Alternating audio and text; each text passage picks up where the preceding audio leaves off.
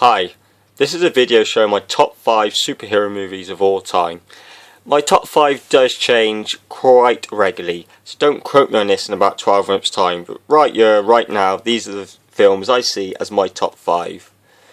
Number 5, we have The Avengers. I was really torn between this and The Dark Knight Rises, but I slightly just give it to The Avengers, purely because it's more fun, more accessible.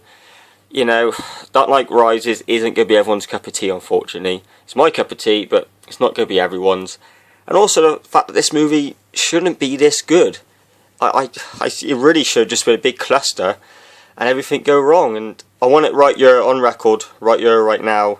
Avengers 2 will not be nowhere near as good as Avengers 1, okay? It'll make a lot of money at the box office, but it would be a disaster. On record, you heard it here first. Number 4, Spider-Man 2. I just think this is head and tails better than all the other Spider-Man movies. I don't know what it is. It's probably because the story moves faster than Spider-Man 1, and then Spider-Man 3 there's too much going on. And the latest one was really good, but it was a story we all knew before. This one also has a brilliant finale. I just love the finale of this one. A lot of people always wonder why Spider-Man 3 sucks. I don't think it does, but that's the general perception. And I think it's because the finale of this film was just too good. You know, there was nowhere they could go. They couldn't top it. And that is why. But yeah, this is just hands down the best Spider-Man movie. And I love it. I really do. I could watch it 1,000 times. Number 3, Iron Man. The reasons I chose this are 2 reasons really. Number 1, it's the best Avengers movie still. It was the first Avengers movie and it's the best Avengers movie.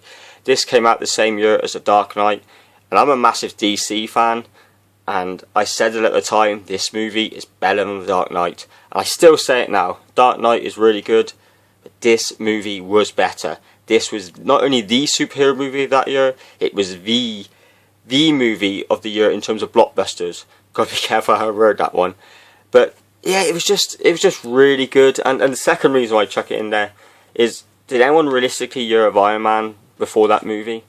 A lot of people kind of forget he was a B-list superhero. Now he's A-list. Now he's up there rubbing shoulders with Spider-Man and Wolverine. Before this, he was B-list. So this movie was fantastic. It's also one of the many returns of Robbie Downey Jr. I think he had about 4 or 5 returns, and he just picked this one as his favourite because it's the most coolest. But it's really good, really good. Number 2, I got X-Men. I chose this one because and no matter what people say to you, no matter how supposedly film critics tell you, or supposedly film historians, this started the superhero revolution. It wasn't Spider-Man. Spider-Man was riding on the wave of this film's success, and it wasn't Blade. Blade came out the year before, and it's like, yeah, you know, Blade started it. No, it never. Until this movie came out, the words comic book and Blade were never said in the same sentence. This movie comes out, box office critical success, and all of a sudden Blade's like, yeah, we're a superhero movie. Fuck off. This movie began the revolution. If you were old enough, you were there, and you can remember it all began from this movie, and it all just carried on. It wasn't, you know, it never stopped after this movie, and it's still a really good movie. They just hit it. Bryan Singer, you know, he just hit it off the mark. You know, every single actor captured that role, and yeah, I've watched this movie 1,000 times, and I'll watch it 1,000 more times before I die probably. It's brilliant, and this is a worthy number 1, by the way. It just got picked by Batman. Yes, the original Batman. I can't describe why I think this one's the best. I think it just is. It's got a fantastic performance in Michael Keaton, in my opinion, is the definitive Bruce Wayne. Jack Nicholson, I'm not going to call him the definitive Joker, but I love his Joker.